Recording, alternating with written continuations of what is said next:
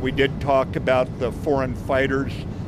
You remember a lot of them saying they were willing to die for their cause. Well, they haven't proven quite so willing to die when confronted with the coalition forces and the SDF. And so we're gathering up hundreds now of detainees.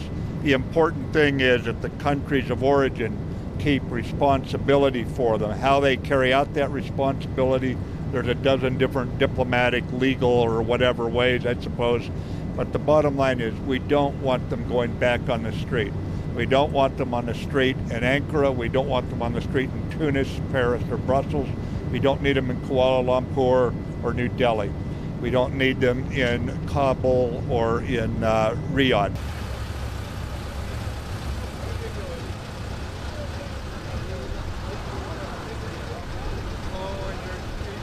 My point is, it's an international problem. It needs to be addressed, and we're all engaged on doing that. There is not a one-way forward for all detainees right now. Some nations have specific interests where they want to bring people in. Some nations do not have any detainee there, but they are equally worried. Obviously, these people come home and they have the veneer of civilization off them, and they look at the world very differently after going through the kind of mayhem they've created where they're at.